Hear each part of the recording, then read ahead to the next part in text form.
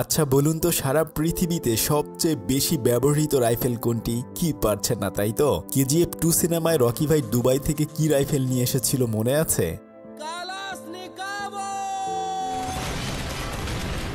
হ্যাঁ, ঠিকই শুনেছেন, সেটা ছিল অ্যাপটমাট কালাশনিকভা অর্থাৎ AK-47। তবে এই বিখ্যাত রাইফেল AK-47 আবিষ্কার করেছিল রাশিয়ার সেনাবাহিনীর মিখাইল কালাশনিকভ নামের সামান্য একজন সৈনিক। কিন্তু তার এই যাত্রাটা এতটা সোজা ছিল না। সে কিভাবেই বা এই রাইফেলটি আবিষ্কার করেছিল সেই গল্পটি আজকে আপনাদেরকে শোনাবো। তো চলুন দেখে আসি AK-47 আবিষ্কারের ইতিহাস। দ্বিতীয় বিশ্বযুদ্ধের সময় সার্জেন্ট মেজর কালাশনিকভ নামে একজন অফিসার সাহসিকতার সাথে জার্মানদের বিরুদ্ধে যুদ্ধ করছিল। একটা খোলা জায়গায় জার্মান সৈনিকরা রাশিয়ানদের উপর প্রচুর গোলাবর্ষণ করছিল। কোনো উপায় না পেয়ে তখন রাশিয়ানরা তাদেরকে শায়েস্তা করার জন্য ট্যাঙ্ক নিয়ে আসে। আর এই ট্যাঙ্কের ভেতর থেকেই কালাশনিকভ বাইরের জার্মান সৈন্যদেরকে নিশানা করে একে একে মেরে ফেলছিল। কিন্তু জার্মানরাও তো কম যায় না। কোনো এক পর্যায়ে তাদের ট্যাঙ্কের উপর একটা গোলাবর্ষণ করলে সেখানে আগুন ধরে যায়, আর এর ফলে কালাশনিকভ চোখে এবং কাঁধে বেশ আঘাত পায়। কিন্তু এখন যদি তারা থেমে যায় তাহলে তাদের সাথে থাকা বাকি সৈনিকরাও মারা পড়বে। তখন সে এবং তার সাথে আরেকজন অফিসার দুজন মিলে খুব সাহসিকতার সাথে সামনের দিকে এগিয়ে যায় এবং এক এক করে জার্মানদেরকে নাস্তানাবুদ করে ফেলে। কিন্তু সে অনেক বেশি আঘাত পাওয়ার ফলে অসুস্থ হয়ে যায় এবং এরপর তাদেরকে হসপিটালে নিয়ে আসা হয়। যখন তার হুঁশ ফিরে আসে সে দেখে যে তার মতো আরও অনেক সৈন্যরা আহত হয়ে এখানে পড়ে রয়েছে। তবে কয়েকদিন ট্রিটমেন্টের পরে সে সুস্থ হয়ে যায়, কিন্তু এখন তার শারীরিক অবস্থা অতটা ভালো ছিল না যে সে আবার যুদ্ধে যাবে। তাই তাকে কয়েকদিনের বিশ্রামের জন্য ছুটি দিয়ে দেওয়া হয়। বেচারা মন খারাপ করে আরও কয়েকজন অফিসারের সাথে একটা গাড়িতে করে তার নিজের বাড়ির উদ্দেশ্যে রওনা দেয়। কিন্তু কিছু দূর যাওয়ার পরে রাস্তার মধ্যে তাদের গাড়িটা কাদার ভেতরে আটকে যায়। তারা তখন অনেক চেষ্টা করেও গাড়িটা আর সামনের দিকে নিয়ে আগাতে পারে না। যখন তারা সবাই মিলে গাড়ি ধাক্কা দিচ্ছিল আর ঠিক তখনই তারা একটু দূরেই দেখতে পায় যে বনের ওখানে ধোঁয়া উঠছে।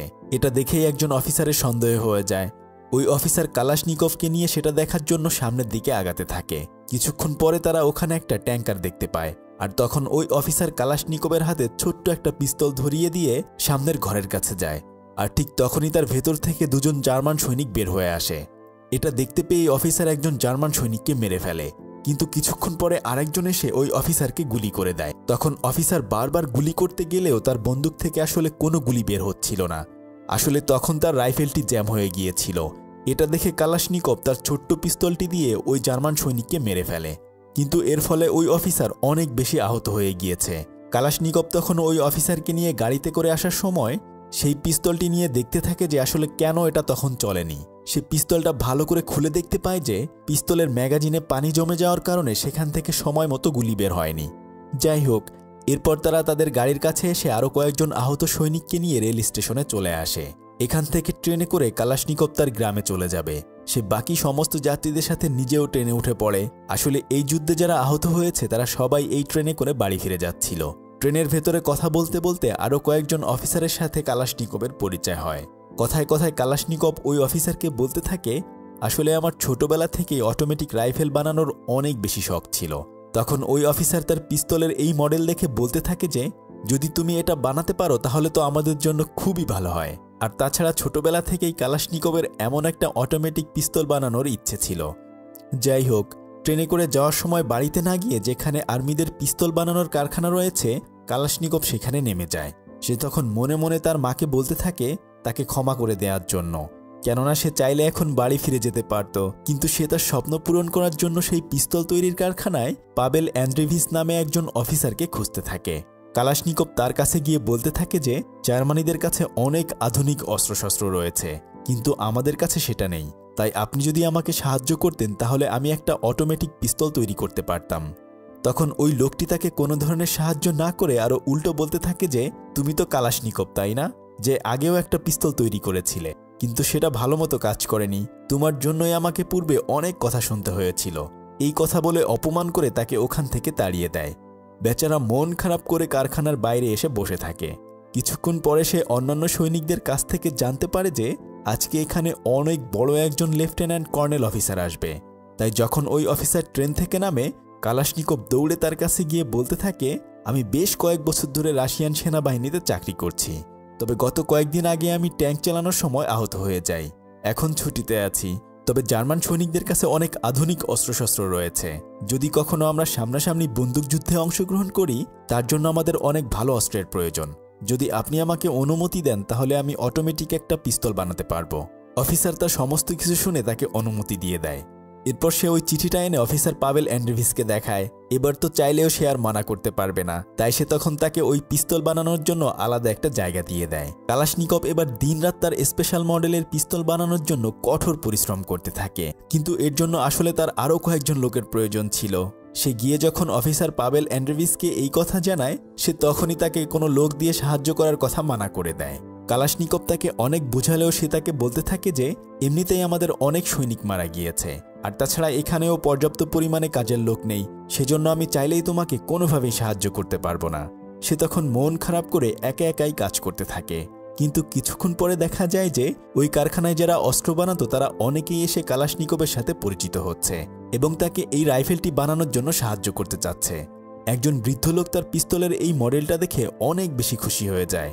সবার সাহায্যের কথা শুনে কালাশনিকভ এবার শক্তি খুঁজে পায়। সে সবার সাথে একে একে পরিচিত হয়ে জোর কদমে তার অস্ত্র বানানোর কাজ শুরু করে দেয়। এক একজন তখন তাকে এক একটা জিনিস তৈরি করতে সাহায্য করতে থাকে। এভাবে বেশ কয়েকদিন কঠোর পরিশ্রম করার পরে সে একটা স্পেশাল মডেলের পিস্তল তৈরি করে ফেলে। এখন তারা খুশিতে খুশিতে সমস্ত কর্মচারীরা মিলে সেই পিস্তলটি চেক করার জন্য বাইরে চলে আসে। তখন তাদের মধ্য থেকে একজন সৈনিক তখন সেটা নিয়ে তার সামনে থাকা একটা ব্যারেলে গুলি করে টেস্ট করে দেখে যে পিস্তলটা একদমই ঠিকঠাক মতো কাজ করছে। এরপর তারা সবাই ব্যারেলের ভেতর থেকে পিস্তলের গুলিগুলো এনে অনেক বেশি খুশি হয়ে যায়। কালাশনিকভ স্পেশাল পিস্তল তো তৈরি করতে পেরেছে, এখন তো সেটা অবশ্যই বড় কোনো অফিসারকে দেখাতে হবে। সেজন্য সে পরদিন চলে যায় আলমাতা নামে একটা ব্যাটালিয়নে। সেখানে সে লেফটেন্যান্ট কর্নেল বাস্টভের সাথে দেখা করতে চায়। তখন একজন সৈনিক এসে তার কাছে জানতে চায় যে সে আসলে ওই অফিসারের সাথে কেন দেখা করতে এসেছে। কালাশনিকভ তখন তার কোমরে থাকা রাইফেলটি দেখিয়ে বলে যে আমি এটা তৈরি করেছি, এটা টেস্ট করার জন্যই আমি এখানে এসেছি। এমন সিকিউরিটিপূর্ণ একটা জায়গায় তার কাছে এই রাইফেলটি দেখে তখনই তাকে অ্যারেস্ট করে আলাদা একটা রুমে আটকে রাখা হয়। কিছুক্ষণ পর ওখানে একজন অফিসার এসে জানতে চায় যে এখানে কি হয়েছে।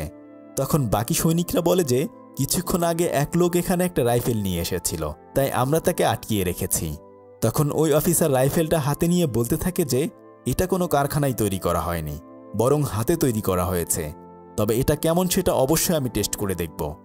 এই বলে সে ওই পিস্তলটা নিয়ে টেস্টিং গ্রাউন্ডে চলে আসে টেস্ট করার জন্য।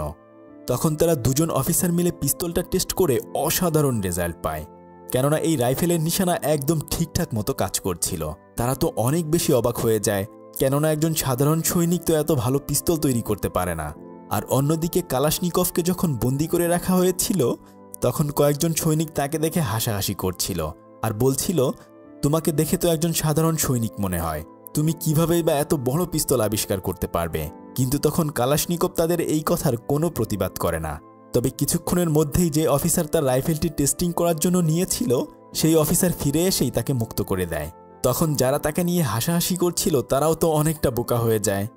যাই হোক, কালাশনিকভকে আলাদা একটা রুমে এনে খাবার খাওয়ানো হয়। আর তখন ওই অফিসার বলতে থাকে তোমার এই রাইফেলের ডিজাইনটা অনেক সুন্দর, তবে এটার উপর যদি আরও কাজ করা যায় তাহলে আরও অনেক বেশি ভালো হবে। যদি তুমি তোমার এই রাইফেল সেনাবাহিনীতে যুক্ত করতে চাও তাহলে অবশ্যই তোমার রাইফেল বানানোর যে প্রতিযোগিতা রয়েছে সেটা জিততে হবে। সারা দেশের বিভিন্ন জায়গা থেকে অনেক বড় বড় ইনভেন্টররা সরকারিভাবে প্রতিযোগিতায় অংশগ্রহণ করে এবং যাদের অস্ত্র সবচেয়ে ভালো হয় সেগুলো সরকার প্যাটেন্ট করে নেয়। তবে যদি তুমি সেন্ট্রাল এশিয়ান মিলিটারি ডিস্ট্রিক্টের জেনারেল কুরবাটিনকে তোমার এই রাইফেলটা দেখাতে পারো আর যদি একবার এটা টেস্ট করে তার ভালো লেগে যায় তাহলে মনে করে তোমার কপাল খুলে যাবে আর ওই ওয়েপেন কন্টেস্টে তুমিও জিতে যাবে। সে এই কথা শুনে অনেক বেশি খুশি হয়ে যায় আর পরদিন সকালবেলা দ্রুত করে তারা টেস্টিং গ্রাউন্ডে চলে যায়। আর এর কিছুক্ষণ পরেই জেনারেল কুরবাটিন চলে আসে। সে এসে কালাশনিকভের কাছ থেকে রাইফেলটা দেখতে চায়। কালাশনিকভ তখন রাইফেলের ম্যাগাজিন সহ সমস্ত কিছু খুলে খুলে তাকে দেখাতে থাকে। সে বলতে থাকে যে এই রাইফেলের ম্যাগাজিনে একসাথে 14টা গুলি রাখা যাবে, তবে আমি এটাকে ইমপ্রুভ করে 70 রাউন্ড গুলি রাখা যায় এমন একটা ম্যাগাজিন তৈরি করব। এসব কিছু শুনে জেনারেল তার রাইফেলটা নিয়ে টেস্ট করার জন্য চলে যায়। সে তখন রাইফেল তাক করে বেশ কিছু গুলি করে, এরপর বাইনোকুলার দিয়ে সেটা দেখে একদমই অবাক হয়ে যায়। সে তখনই কালাশনিকভকে কাছে ডেকে নিয়ে বলতে থাকে এই ইউনিফর্মে তোমাকে একদমই সুন্দর লাগছে না, কাল থেকেই তুমি নতুন ইউনিফর্ম পরবে আর তুমি মনে রাখবে তুমি একজন ওয়েপেন ইঞ্জিনিয়ার। আসলে জেনারেল তার এই পিস্তলটা অনেক বেশি পছন্দ করেছে। কালাশনিকভ তো তখন অনেক খুশি হয়ে যায়। তখন জেনারেল তাকে বলতে থাকে যে তুমি অবশ্যই অল ইউনিয়ন ওয়েপন ডিজাইন কন্টেস্টে তোমার রাইফেলটি নিয়ে যাবে, আমি সেখানে রিকমেন্ডেশন করে দেব। যদি সেখান থেকে পাশ করতে পারে তাহলেই তোমার পিস্তল আমাদের সেনাবাহিনীতে ব্যবহার করা যাবে। এই কথা শুনে সে আগের অফিসারকে জড়িয়ে ধরে, আর এই খুশিতে তারা রাতের বেলা সবাই মিলে একটা পার্টি করে। আর এর পরদিন কালাশনিকভ নতুন ইউনিফর্ম পরে সেই কন্টেস্টে অংশগ্রহণ করার জন্য চলে যায়। সে ওখান থেকে সোজা রাশিয়ার রাজধানী মস্কোতে চলে আসে। এত বড় শহরে সে জীবনের এই প্রথমবার এসেছে। এরপর সে একটা গাড়িতে করে ক্যাম্পের উদ্দেশ্যে রওনা দেয়। গাড়ির ভেতরেই তার সাথে আরেকজন অফিসারের পরিচয় হয়। আসলে উনিও এখানে এই কন্টেস্টে অংশগ্রহণ করার জন্য এসেছে। তো উনি কালাশনিকভের কাছ থেকে রাইফেলটা নিয়ে বলতে থাকে এটার ওজন একটু বেশি। তখন কালাশনিকভ বলে দেখি সামনে এটাকে আমি আরও ইমপ্রুভমেন্ট করে নিয়ে আসব। যাই হোক, এরপর সে সোজা গিয়ে আরেকজন অফিসারের সাথে দেখা করে। সেই অফিসার তখন অন্য একজন কর্নেলকে কালাশনিকভের দায়িত্ব দেয়। সে কালাশনিকভকে নিয়ে তার জন্য একটা আলাদা ঘর দেখিয়ে দেয় এবং প্রত্যেকটা জায়গায় একটু একটু করে চিনিয়ে দেয়। তখন ওই অফিসার কালাশনিকভকে বলতে থাকে যে আমরা মিলিটারিতে এখন যেসব অস্ত্র ব্যবহার করি সেই সব অস্ত্রের ইনভেন্টররাও আরও নতুন নতুন অস্ত্রের ডিজাইন নিয়ে এসেছে। তখন কালাশনিকভ বলে তাদের সাথেও কি আমাকে কম্পিটিশন করতে হবে? তখন ওই অফিসার বলে যে যদি তুমি তোমার এই রাইফেলটা সেনাবাহিনীতে ব্যবহার করাতে চাও তাহলে অবশ্যই তাদের সাথে কম্পিটিশন করে তোমাকেও জিততে হবে। কিন্তু কালাশনিকভ ছিল গ্রামের ছেলে, সে তো খুব ভালো পড়াশোনাও বেশি একটা করতে পারেনি, তাই সে তার রাইফেলের কোনো ধরনের ভালো ডিজাইনও আঁকতে পারেনি। তবে এরপর সে যখন খাবার খেতে যায় তখন একজন মেয়ে অফিসার এসে কালাশনিকভকে বলে যে আমার কাজ শেষ হবে রাত 8টায়, আর তখন আমি তোমার রাইফেলের ডিজাইন নিয়ে তোমাকে কাজ করে দিতে পারবো। কালাশনিকভ তো তাকে দেখে একটু একটু ভালোবেসে ফেলেছে। সে এরপর তার বন্দুকের ডিজাইন করতে সাহায্য করে, আর পরদিন টেস্টিং গ্রাউন্ডে নিয়ে যাওয়া হয় তার বন্দুকটা পরীক্ষা করার জন্য। তবে সেখানে পরীক্ষা করে দেখা যায় যে তার বন্দুকে বেশ কিছু সমস্যা রয়েছে। ওখান থেকে ফিরে এসে দিনরাত পরিশ্রম করে সে সেগুলো ঠিক করতে চেষ্টা করে। আর এরই মধ্যে মেয়েটিও কালাশনিকভকে একটু একটু পছন্দ করতে থাকে। তবে পরদিন টেস্টিং গ্রাউন্ডে গিয়ে তার বন্দুক টেস্ট করার পরে তার বন্দুকে আরও নানাবিধ সমস্যা ধরা পড়ে, যার ফলে সে ওই প্রতিযোগিতা থেকে বাদ পড়ে যায়। তবে সে প্রথমে এখানে যেই অফিসারের সাথে এসেছিল সেই লোকটি ওই প্রতিযোগিতায় জিতে যায়। কালাশনিকভ যখন অনেক বেশি মন খারাপ করেছিল তখন সেই অফিসার এসে তাকে বলতে থাকে যে তুমি এত মনোবল হারায়ও না, আজ না হয় কালকে তুমি অবশ্যই ভালো কিছু আবিষ্কার করতে পারবে। তুমি না হয় অন্য কোনো ধরনের ডিজাইন নিয়ে আবার কাজ করো, দেখবে একদিন না একদিন তুমি সবার মুখ উজ্জ্বল করতে পারবে। সে তখন ওখান থেকে ফিরে এসে কর্নেলের সাথে দেখা করে। কর্নেল তখন তাকে সান্ত্বনা দিতে থাকে যে তুমি এ পর্যন্ত এসেছো এটাই অনেক বড় কিছু, আর তাছাড়া তুমি এত সহজে ভেঙে কেন পড়ছো। সে তখন তাকে মোটিভেট করে আরও একজন অফিসারের কাছে পৌঁছে দেয়। সেই অফিসার তখন কালাশনিকভকে বলতে থাকে যে আর অল্প কিছুদিনের মধ্যেই মেশিন গান নিয়ে একটা প্রতিযোগিতা রয়েছে, যদি তুমি ফিরে গিয়ে নতুন মডেলের কোনো মেশিন গান আবিষ্কার করতে পারো তাহলে সেই প্রতিযোগিতায় অংশগ্রহণ করে অবশ্যই তুমি জিততে পারবে। এবার তো তাকে আবার ফিরে যেতে হবে, কিন্তু এখানে তো রেখে যেতে হবে তার পছন্দের মানুষকে। তবে কোনো উপায় না পেয়ে সে আবার আলমাতায় ফিরে আসে এবং সেই অফিসারের সাথে দেখা করে। পরদিন সকালবেলা সেই কমান্ডার জেনারেলের সাথে দেখা করে।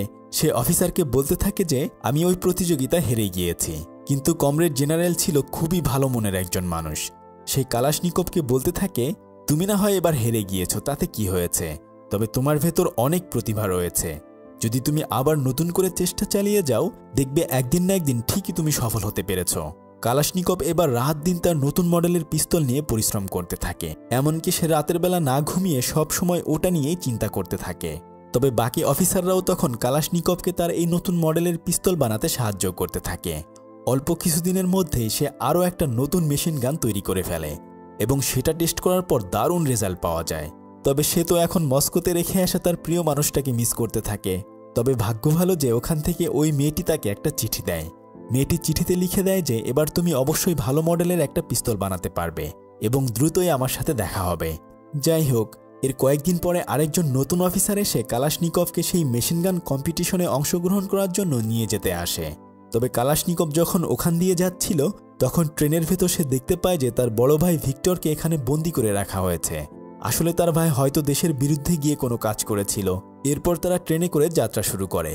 অনেকটা পথ পাড়ি দিয়ে তারা বনের ভিতর দিয়ে তার মেশিন গান নিয়ে যাচ্ছিল। তখন সেই অফিসার হঠাৎ করে বনের ভেতর দাঁড়িয়ে কালাশনিকভকে বলতে থাকে আমি রেল স্টেশনে শুনেছি ওই কয়দিন নাকি তোমার ভাই ছিল, তাহলে নিশ্চয়ই তুমিও জার্মানদের কোনো গুপ্তচর, তাই না? তখন সে একটা পিস্তল দিয়ে গুলি করে কালাশনিকভকে মারতে চায়, আর এরপর তাদের দুজনের মধ্যে বেশ ধস্তাধস্তি শুরু হয়ে যায়। কিন্তু কালাশনিকভের সাথে সে আর পেরে ওঠে না। কালাশনিকভ তখন তাকে পিস্তল দিয়ে গুলি না করে বরং মাফ করে দেয়। এরপর সে মস্কোতে ফিরে আসে। আসার সাথে সাথে সর্বপ্রথম সে তার গার্লফ্রেন্ডের বাড়িতে গিয়ে তার সাথে দেখা করে। এতদিন পরে দুজন দুজনকে দেখতে পেয়ে অনেক বেশি খুশি হয়ে যায়।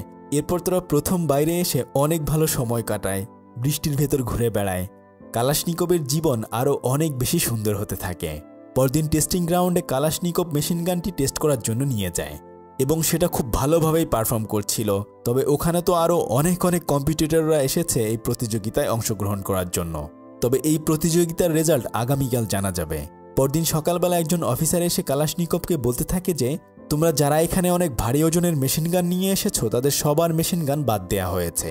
আর এই তালিকায় কালাশনিকভের মেশিন গানটাও বাদ দিয়ে দেওয়া হয়। সে তো অনেক বেশি ভেঙে পড়ে, দুইবার সে ফেল হয়ে গেছে।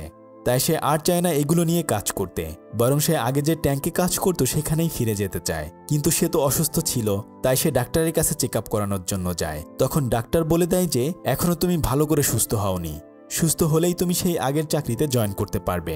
এই কথা শুনে কালাশনিকভ ওখান থেকে মন খারাপ করে চলে আসে। তখন একজন অফিসার তাকে নিয়ে এসে বলতে থাকে যে, তুমি এত ভেঙে পড়ো না, তুমি দেখবা একসময় না একসময় তুমি খুব ভালো কিছু করতে পারবে। তবে সেজন্য অবশ্যই তোমার নিজের উপর বিশ্বাস রাখতে হবে। এই কথা শুনে সে রাতের বেলায় শুয়ে শুয়ে সব কিছুই ভাবতে থাকে। সে তখন চিন্তা করতে থাকে, সেদিন যদি সে ট্রেন থেকে না নেমে যেত তাহলে হয়তো আজকে তার জীবনটা অন্যরকম হতে পারত। মিছে মিছে সে তার জীবনের এতগুলো সময় এই রাইফেল বানানোর পেছনে নষ্ট করে ফেলেছে। হয়তো এখন সে তার পরিবারের সাথে অনেক বেশি ভালো থাকত। এসব কিছু সে একা একা শুয়ে শুয়ে চিন্তা করতে থাকে। সারা রাত এপাশ ওপাশ করেও একটুও তার ঘুম আসে না। তবে এখন তো তাকে এখান থেকে চলে যেতে হবে। তাই পরদিন সকালবেলা সে ওই মেয়েটির মায়ের সাথে গিয়ে দেখা করে এবং সরাসরি সে তার মেয়েকে বিয়ে করার প্রস্তাব দেয়। আর তখন তার মা কালাশনিকভকে বলতে থাকে যে, আমার মেয়ের আগেও একটা বিয়ে হয়েছিল এবং তার একটা বাচ্চাও রয়েছে, কিন্তু কালাশনিকভ তাকে বলে যে এতে আমার কোনো সমস্যা নেই, আমি ওকে বিয়ে করতে চাই। যখন তারা এসব নিয়ে কথা বলছিল, আর ঠিক তখনই বাইরে সমস্ত সৈন্যরা বিজয় উল্লাস করতে থাকে, কেননা দ্বিতীয় বিশ্বযুদ্ধে সোভিয়েত ইউনিয়ন তথা রাশিয়া জিতে গিয়েছে। এখন তো যুদ্ধ বন্ধ হয়ে গেছে, তাই হয়তো আর কোনো ধরনের রাইফেলেরও প্রয়োজন হবে না। যাই হোক, কয়েকদিন ওখানে থেকে তার স্ত্রীকে রেখে আবার আলমাতায় ফিরে আসে। সে তখন একজন অফিসারের সাথে দেখা করে তাকে বলতে থাকে যে, এতদিন আমি এই রাইফেল বানাতে যত কষ্ট করেছি সবকিছুই কি বৃথা চলে যাবে? তখন ওই অফিসার তাকে একটা টেলিগ্রাম দেখিয়ে বলে যে, আরে তুমি ভয় পেও না, তুমি ভেবেছ হয়তো যুদ্ধ শেষ হয়ে গেছে, এর মানে আমাদের অস্ত্র তৈরি করা বন্ধ হয়ে যাবে। অবশ্যই সেটা হবে না, বরং তুমি এবার আরও পুরো নতুন উদ্যমে অস্ত্র বানাতে শুরু করো।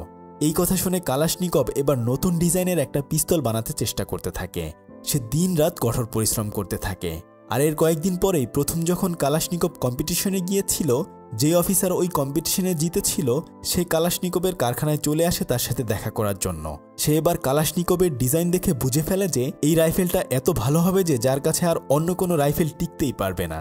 যাই হোক, এরপর সে বেশ কয়েকদিন পরিশ্রম করে নতুন ডিজাইনের একটা রাইফেল তৈরি করে ফেলে।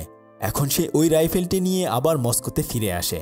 কিন্তু সে আসে জানতে পারে যে এবার সে যাদের সাথে কম্পিটিশনে অংশগ্রহণ করবে তারা অনেক বড় বড় অফিসার ছিল এবং যাদের পিস্তল ইতোমধ্যে রাশিয়ার সেনাবাহিনীতে রয়েছে। সেজন্য সে একটু ভয় পেয়ে যায়। কিন্তু তার স্ত্রী তখন তাকে বলতে থাকে যে, তুমি শুধু শুধু ভয় পাচ্ছ, দেখিও এবার অবশ্যই তুমি এই কম্পিটিশনে জিততে পারবে। কালাশনিকভের সাথে তখন আরেকজন অফিসারের দেখা হয়ে যায়। সেও আসলে এই কম্পিটিশনে অংশগ্রহণ করার জন্য এসেছে।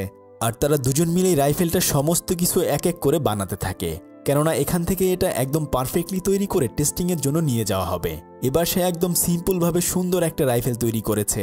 কয়েকদিন পরিশ্রম করার পরেই সে ফাইনালি তার নতুন ডিজাইনের পিস্তলটি তৈরি করতে সক্ষম হয়। তবে এখন তো টেস্টিংয়ের পালা, কিন্তু চাইলেই তো আর পিস্তল টেস্ট করা যাবে না।